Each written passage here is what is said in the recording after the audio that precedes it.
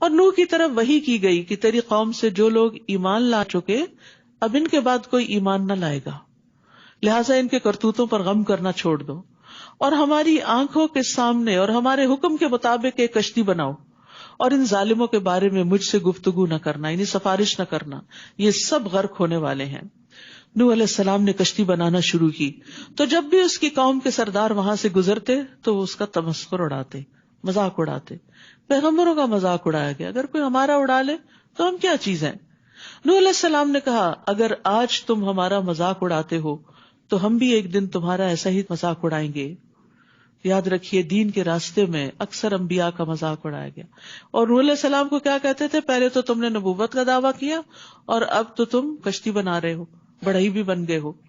یاد رکھیے سب سے زیادہ سخت آزمائشیں، ہر قسم کی آزمائشیں انبیاء پر آتی ہیں، پھر جو ان سے قریب تر لوگ ہوتے ہیں، لیکن انبیاء علیہ السلام ہمیشہ دین کے راستے میں تکلیفیں برداشت کرتے رہتے ہیں اور کبھی بھی اپنا کام نہیں چھوڑتے۔ اور ہمیں بھی چاہیے کہ لوگوں کی طرف سے آئی ہوئی اذیتوں کو نظر انداز کر کے اپنا کام کرتے چلے جائیں۔ رسول اللہ صلی اللہ علیہ وسلم نے فرمایا وہ مومن جو لوگوں میں مل جل کے رہتا ہے اور ان کی اذیتوں پر صبر کرتا ہے، اجر کے لحاظ سے اس مومن سے بہتر ہے جو لوگوں میں مل جل کے نہیں رہتا اور ان کی اذیتوں پہ صبر نہیں کرتا، یعنی سب سے بائیکاٹ کر کے ایک طرف بیٹھا رہتا ہے، اس میں کوئی خیر نہیں۔ خیر کس میں ہے؟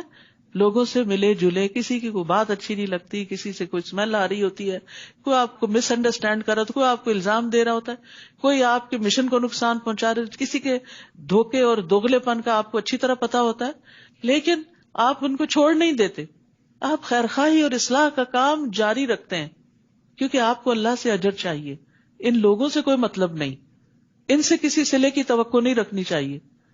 تو داعی دین آخر دم تک، جیسے نبی صلی اللہ علیہ وسلم آخر دم تک لوگوں کے خیر خواہ رہے، تو کیا ہوا؟ ابو سفیان مسلمان ہو گئے، اکرمہ جو ابو جہل کے بیٹے تھے وہ مسلمان ہو گئے، ولید بن مغیرہ کے بیٹے خالد بن ولید مسلمان ہو گئے۔ یہ طویل صبر کے نتیجے میں کامیابیاں حاصل ہوئی تھی۔ تو اس لیے جو شخص دین کی طرف بلائے اسے صبر سے کام لینا چاہیے اور کام کرتے چلے جانا چاہیے، اور ہر طرح کی باتوں اور لوگوں کے مذاق اڑانے اور اذیتوں سے اوپر اٹھ جانا چاہیے، انہیں اگنور کر دینا چاہیے، اعراض برتنا چاہیے۔ فَسَوْفَ تَعْلَمُونَ مَن يَأْتِيهِ عَذَابٌ يُخْزِيهِ وَيَحِلُّ عَلَيْهِ عَذَابٌ مُقِيمٌ، تمہیں جلد ہی معلوم ہو جائے گا کہ کون ہے جس پر ایسا عذاب آتا ہے جو اس کو رسوا کر دے، اور کس پر دائمی عذاب نازل ہوتا ہے، یہاں تک کہ ہمارے عذاب کا حکم آ پہنچا اور تنور ابلنے لگا۔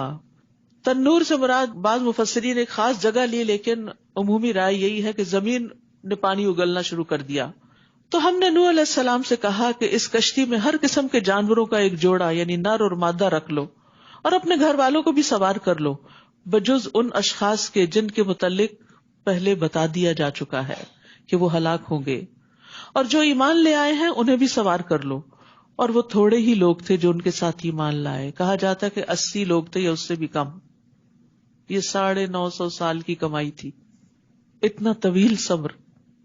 نوح علیہ السلام نے کہا اس کشتی میں سوار ہو جاؤ، اس کا چلنا اور اس کا ٹھہرنا اللہ ہی کے نام سے ہے، میرا رب یقیناً بخشنے والا اور رحم کرنے والا ہے۔ بسم اللہ مجریہا و مرساہا ان ربی لغفور الرحیم۔ تو کشتی میں سوار ہوتے ہوئے، گاڑی میں سوار ہوتے ہوئے، گھر میں داخل ہوتے ہوئے بسم اللہ پڑھیں، کیونکہ اللہ کا نام بابرکت ہے۔ اور رات کو بھی اسی طرح جب اپنے گھر کا دروازہ بند کریں تو بسم اللہ پڑھیں، بسم اللہ پڑھ کر لائٹ آف کریں۔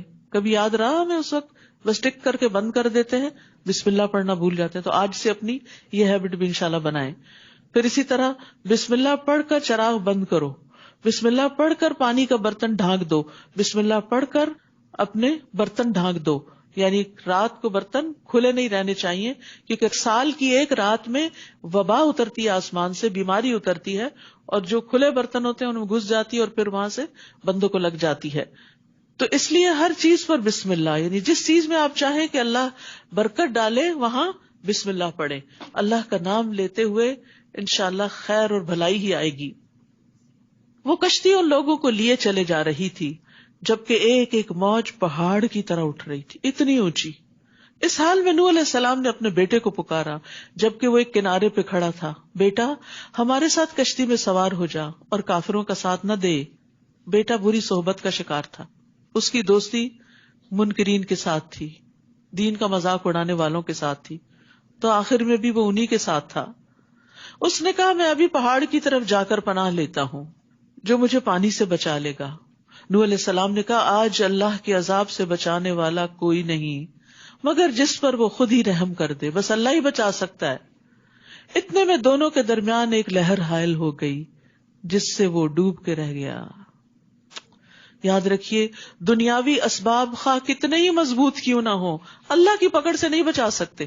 موت کا وقت آئے اور انسان بند قلعوں میں کیوں نہ گھس جائے، موت وہاں بھی پہنچ جائے گی. اصل پناہ اللہ کے پاس ہوتی ہے، تو انسان کو کسی بھی شر سے بچنے کے لیے اللہ کا سہارا تھامنا چاہیے، اس کی طرف رجوع کرنا چاہیے. تو بیٹے نے باپ کی بات سننے کی بجائے، ایک پیغمبر کی بات سننے کی بجائے پہاڑ کا سہارا لیا، ادھر چڑھ جاؤں گا. پھر کچھ عرصے بعد اللہ تعالیٰ کا حکم ہوا، یعنی جب یہ سب ڈوب گئے پھر کچھ عرصے کے بعد اللہ تعالیٰ کا حکم ہوا کہ اے زمین پانی نگل جاؤ. اور نگلنا کیا ہوتا ہے؟ یکدم. یہ نہیں تھا کہ بہت دن لگے کہ آہستہ آہستہ رس رس کے نیچے گیا، سب ایک دم نگل لیا اس نے. اور اے آسمان مزید پانی برسانے سے رک جا. اور آہستہ آہستہ پانی خشک ہو گیا، یعنی پانی اندر چلا گیا، زمین خشک ہو گئی. اور فیصلہ چکا دیا گیا اور کشتی جودی پہاڑ پر ٹک گئی اور کہا گیا کہ ظالم اللہ کی رحمت سے دور ہیں. نوح علیہ السلام نے اپنے رب کو پکارا، کہا ان ابنی من اہلی، اللہ میرا بیٹا تو میرے اہل سے تھا. وَإِنَّ وَعْدَكَ الْحَقُّ، اور تیرا وعدہ بھی سچا، اور تو سب سے بہتر فیصلہ کرنے والا ہے، تیرے فیصلے پہ کوئی اعتراض نہیں. اللہ نے جواب دیا نوح وہ تیرے اہل سے نہیں، کیونکہ اس کے عمل اچھے نہ تھے، لہذا جس بات کا تمہیں علم نہیں اس کا مجھ سے سوال نہ کرو. میں تمہیں نصیحت کرتا ہوں کہ جاہلوں کی سی درخواست نہ کرو. خون کے رشتے بھی تبھی رشتے ہوتے ہیں جب ان میں ایمان ہو. اصل رشتہ ایمان کا رشتہ ہوتا ہے. جہاں ایمان نہ ہو وہاں حسب نسب کا رشتہ بھی کٹ جاتا ہے. یہاں اسی لیے اللہ تعالیٰ نے فرمایا کہ یہ آپ کے اہل میں سے نہیں، حالانکہ بیٹا تھا. کہا نہیں تمہارا بیٹا نہیں، اس کے عمل اچھے نہیں تھے. تو یاد رکھیے دنیا میں بھی اولاد تبھی راحت کا باعث ہوتی ہے جب وہ نیکی کی طرف ہو، اور آخرت میں بھی تبھی ملاقات دوبارہ ہوگی جب وہ ایمان پر جائیں گے. اس لیے ہماری سب سے قیمتی متاع کیا ہے؟ تربیت اولاد کے ذریعے بچوں کو اپنا ہمراہی بنانا کہ دنیا اور آخرت میں اکٹھے رہے. جو بچے دنیا میں دین پر ہوتے ہیں آپ دیکھیں کہ ان کو والدین کا بہت احساس ہوتا ہے، وہ ہر موقع پر آپ کے کام آتے. اور جن کو آپ نے دنیا کی محبت دے دی اور وہ اپنی دنیا میں لگ گئے، انہیں آپ کی تکلیفوں کا بھی احساس نہیں ہوتا کہ آپ تنہا ہیں اور آپ کو ان کی ضرورت ہے، انہیں سمجھ بھی نہیں آتی. اور یہاں پر آپ دیکھیں کہ اس درخواست پر جو بیٹے کے لیے سفارش تھی، اللہ سبحانہ وتعالیٰ نے نوح علیہ السلام کی سفارش قبول نہیں کی. تو یاد رکھیے انبیاء علیہ السلام کی سفارش صرف اس کو کام آئے گی جو ایمان پر ہوگا. کسی کافر کے لیے، کسی بدکار کے لیے سفارش کام نہیں آئے گی. ہاں اگر ایمان تھا اور ساتھ برے عمل تھے تو پھر جہنم میں چلے گئے لوگ تو وہاں سے پیغمبر کی سفارش سے باہر نکل سکتے ہیں. لیکن اگر ایمان ہی نہ رہا تو پھر کسی طرح کا کوئی بھی بڑے سے بڑا کام نہ آئے گا. رسول اللہ صلی اللہ علیہ وسلم نے فرمایا بے شک قیامت کے دن متقی لوگ میرے دوست ہوں گے اگرچہ وہ نسب میں قریب تر ہوں یا نہ ہوں. قیامت کے دن تقوی والے میرے قریب ہوں گے چاہے وہ میرے رشتہ دار نہ بھی ہوں. تو اگر ہم رسول اللہ صلی اللہ علیہ وسلم سے محبت رکھتے ہیں اور آپ کا ساتھ چاہتے ہیں آخرت میں تو اس کے لیے تقوی شرط ہے. نوح علیہ السلام نے کہا اے رب میں اس بات سے تیری پناہ چاہتا ہوں کہ میں تجھ سے ایسا سوال کروں جس کا مجھے علم نہ ہو، یعنی مجھے نہیں معلوم تھا کہ مجھے ایسی بات نہیں کرنی چاہیے. اور اگر تو نے مجھے معاف نہ کیا اور مجھ پر رحم نہ فرمایا تو میں تباہ ہو جاؤں گا. وَإِلَّا تَغْفِرْ لِي وَتَرْحَمْنِي أَكُن مِّنَ الْخَاسِرِينَ. یہ ہوتے ہیں پیغمبر، کتنی جلدی رب کی بات پر فوراً توبہ کر لی کہ اللہ تعالیٰ آپ کو پسند نہیں آئی میری بات، میں اس پہ توبہ کرتا ہوں، اور اگر تو نے معاف نہ کیا اور رحم نہ کیا تو نقصان ہی نقصان ہے. حکم ہوا نوح ہماری طرف سے سلامتی اور برکتوں کے ساتھ جو تجھ پر اور ان جماعتوں پر نازل ہوئی جو تیرے ساتھ ہیں، کشتی سے اتر آؤ اور ان کی نسل سے کچھ اور امتیں ہوں گی جنہیں ہم دنیا کا سامان دیں گے، پھر انہیں ہماری طرف سے دردناک عذاب پہنچے گا. اشارہ ہے آئندہ آنے والی اقوام، قوم عاد، قوم سمود کی طرف، جو نوح علیہ السلام ہی کی اولاد سے تھی. اب دیکھیے کشتی میں زمین پر صرف ایمان والے بچے ہیں، لیکن ان ایمان والوں کی نسلوں میں سے پھر کافر پیدا ہو گئے، پھر ان کو ڈبو دیا گیا اور ایمان والے بچے، پھر ایمان والوں کی نسلوں میں پھر دوسرے لوگ پیدا ہو، پھر ان کو ختم کر دیا گیا اور ایمان والے بچے. تو یاد رکھیے یہ سلسلہ چلتا رہتا ہے. یخرج الحی من المیت و یخرج المیت من الحی.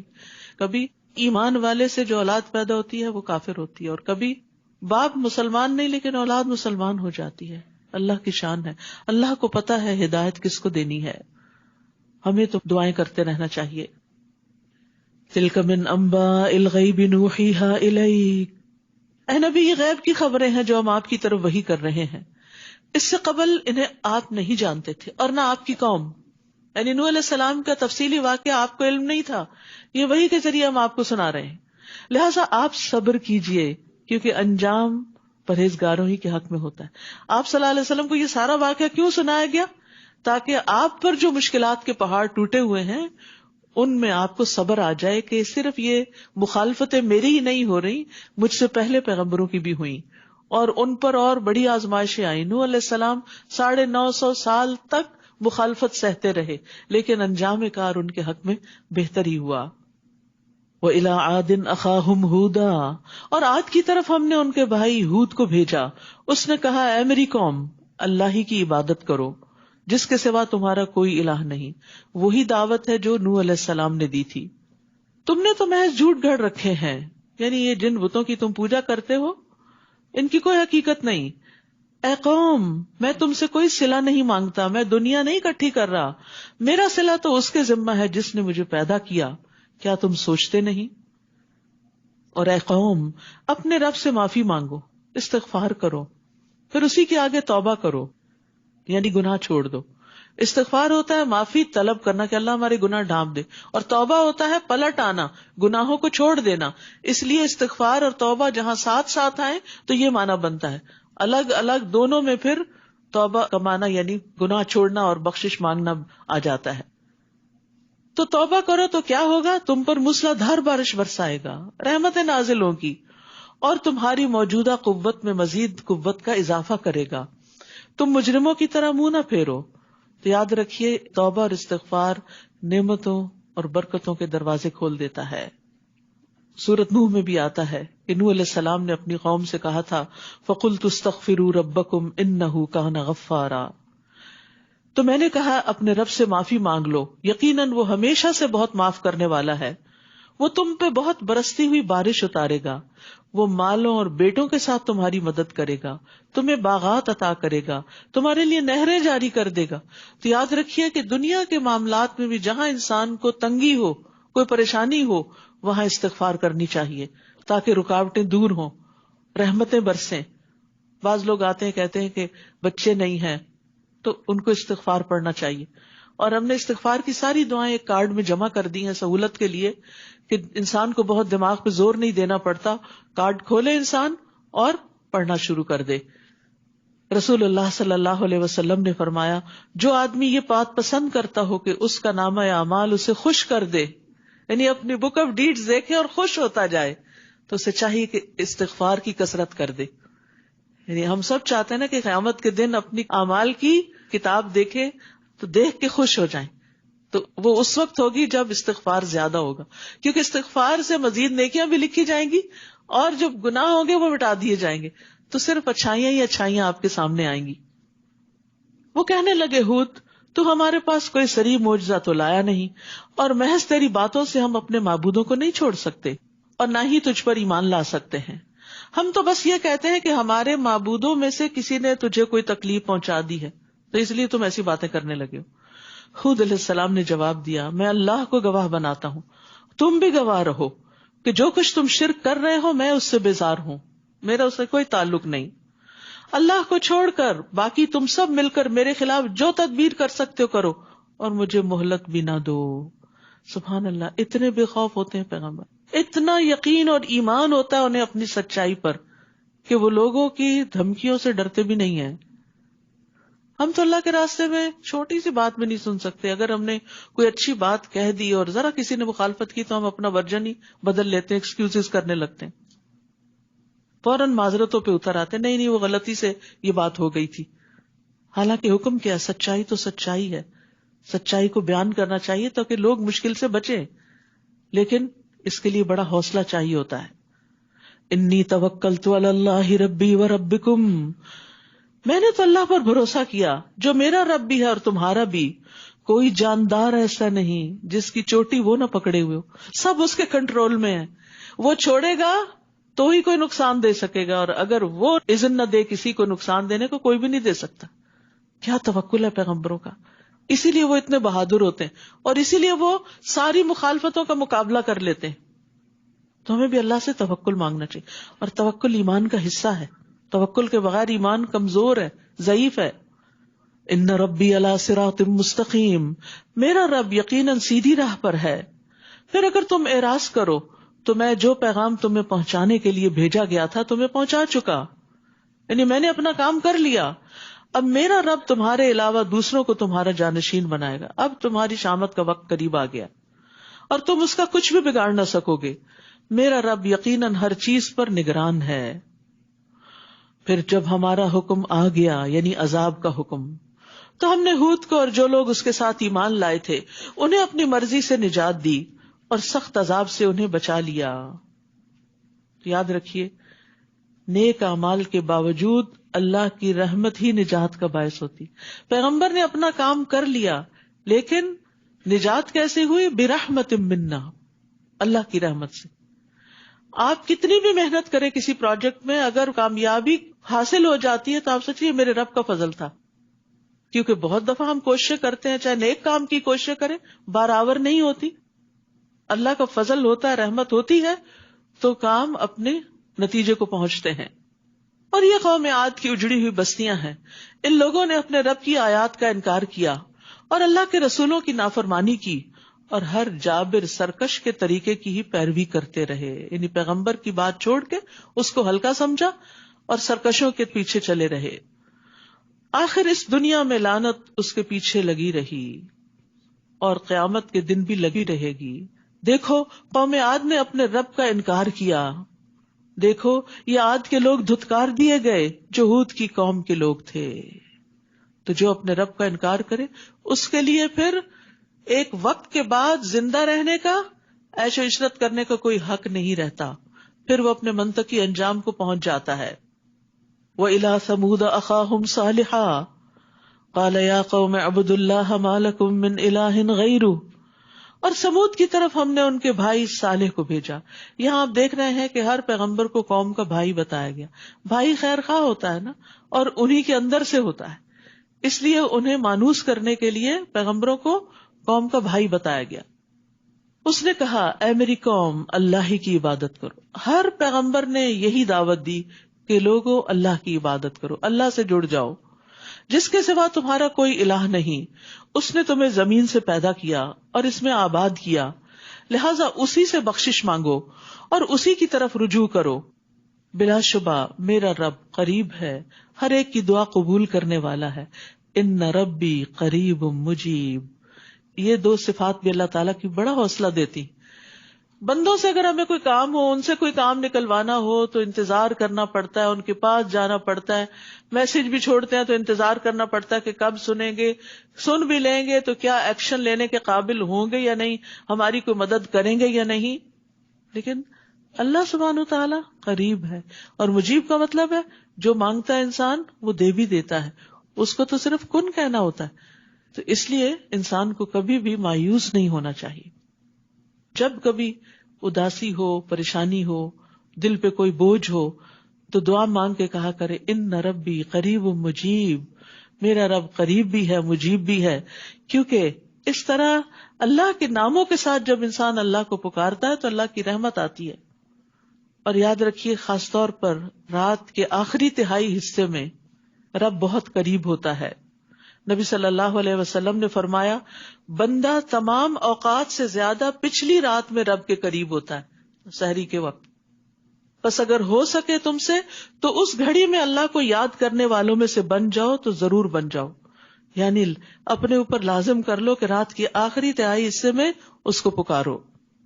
وہ کہنے لگے صالح اس سے پہلے تو ہماری امیدوں کا سہارا تھا، تم تو بڑے بریلینٹ انسان تھے، کیا تو ہمیں ان معبودوں کی عبادت کرنے سے روکتا ہے؟ یہ تم کس کام میں لگ گئے ہو؟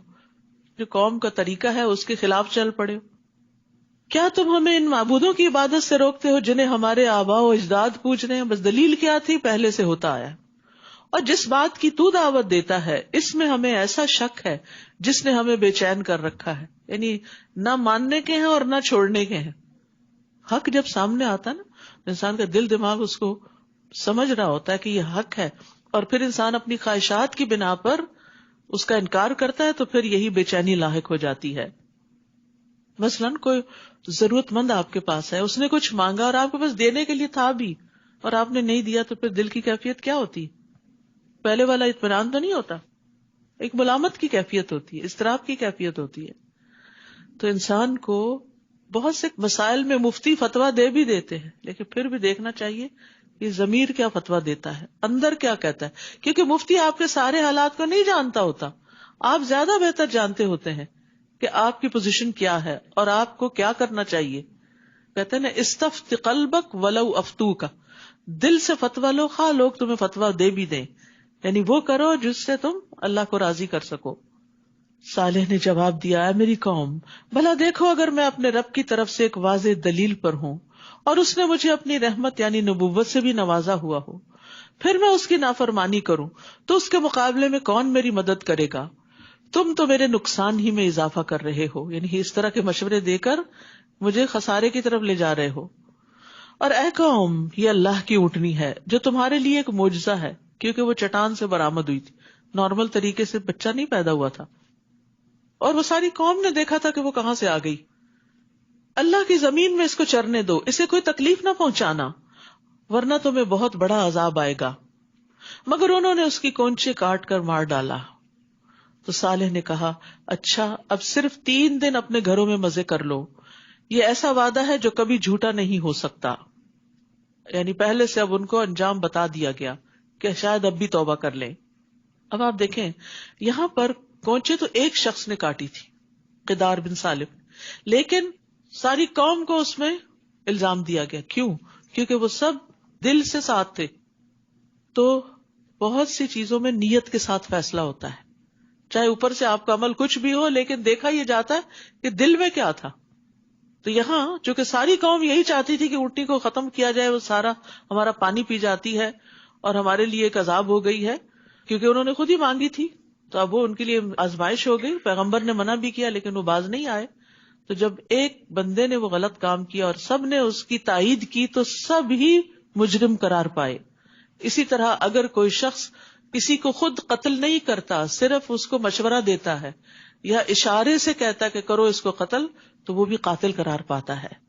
تو بعض کام ایسے ہوتے ہیں کہ جس میں انسان کو نہ دل سے ساتھ دینا چاہیے، نہ زبان سے، نہ اشارے سے، اور ظلم کا ساتھ تو کبھی نہیں دینا چاہیے. بعض اوقات ایسا ہوتا ہے گھروں کے اندر ہی ظلم ہو رہا ہوتا ہے، اور چونکہ آپ کچھ خاص لوگوں کے ساتھ فیورٹزم کر رہے ہوتے ہیں اور آپ ان کی غلط باتوں کو بھی جسٹیفائی کرتے ہیں، صحیح قرار دیتے ہیں، تو اس میں اگر مظلوم کی حمایت نہیں کر سکتے اور ظالم کو برا نہیں کہہ سکتے تو کم از کم ساتھ نہ دیں، خاموشی اختیار کریں اور دل سے تو برا جانیں، کیونکہ برائی کو دل سے برا جاننا ایمان کا سب سے آخری درجہ ہے.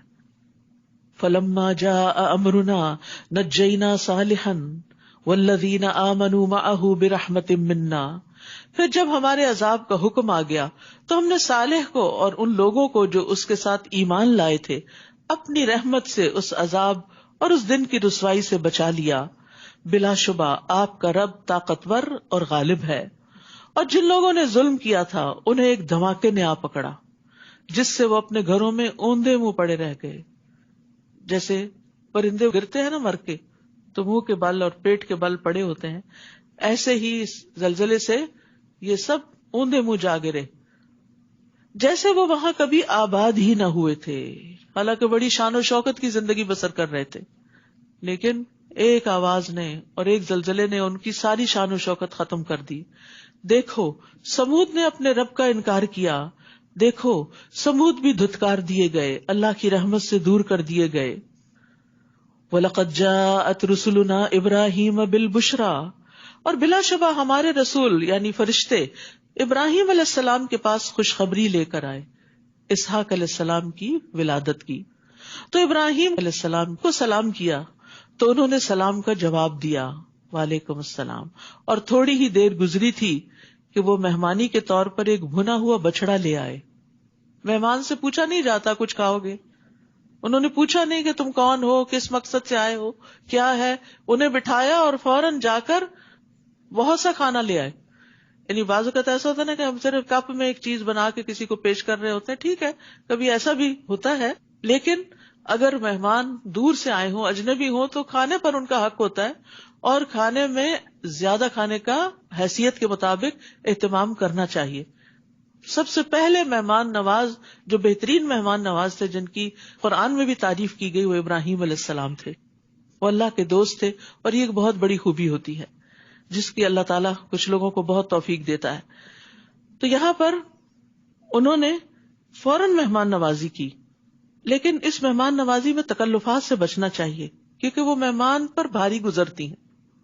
یعنی چاہے ایک بچڑا ہی تھا زیادہ اچھا تھا، اچھی چیز پیش کی، بہت زیادہ نہیں، چھوٹی موٹی چیزیں پیش کی جو تکلفات میں آ جاتی، یہ بھی ہو، یہ بھی ہو، یہ بھی، اپنا بھی کام بڑھتا ہے، دوسرے کا بھی بڑھتا ہے، دوسرے کا بھی پیٹ خراب ہوتا ہے۔ تو اس لیے مہمانداری کے بھی کچھ اسلامی اصول تقاضے ہمیں معلوم ہونے چاہیے کہ جس سے ہم مہمان کی خدمت کرتے ہوئے خوشی محسوس کریں، نہ کہ ایک بوجھ۔ نبی صلی اللہ علیہ وسلم نے فرمایا ابراہیم علیہ السلام پہلے شخص ہیں جنہوں نے اہتمام سے مہمانوں کی مہمان نوازی کی۔ مہمان نوازی ایمان کا حصہ ہے۔ رسول اللہ صلی اللہ علیہ وسلم نے فرمایا جو شخص اللہ اور آخرت کے دن پر ایمان رکھتا ہے اسے چاہیے کہ اپنے مہمان کی عزت کرے۔ خوب خدمت اور خاطر مدارت ایک دن اور رات ہے، مہمانی 3 دن ہوتی ہے، اس کے بعد جو کیا جائے وہ صدقہ ہے۔ یعنی کہ وہ کوئی فقیر مسکین انسان ہے کہ صدقے کا کانسیپٹ بڑا وسیع ہے ہمارے دین میں، کہ نیکی کے جس بھی کام میں آپ لگاتے ہیں، چاہے مہمان کو کھلاتے ہیں اللہ کی رضا کے لیے، تو وہ بھی صدقہ شمار ہو جاتا ہے۔ وَإِنَّ لِزَوْرِكَ عَلَيْكَ حَقٌّ، تم سے ملنے آنے والے مہمان کا بھی تم پر حق ہے۔ آپ نے فرمایا اس شخص میں کوئی خیر نہیں جو مہمان نوازی نہیں کرتا۔ نبی صلی اللہ علیہ وسلم نے یہ بھی فرمایا کوئی آدمی مہمان کے لیے اپنی استطاعت سے بڑھ کر تکلف نہ کرے، یہ نہ ہو کہ قرضہ لے کر مہمان نوازی کرتا پھرے۔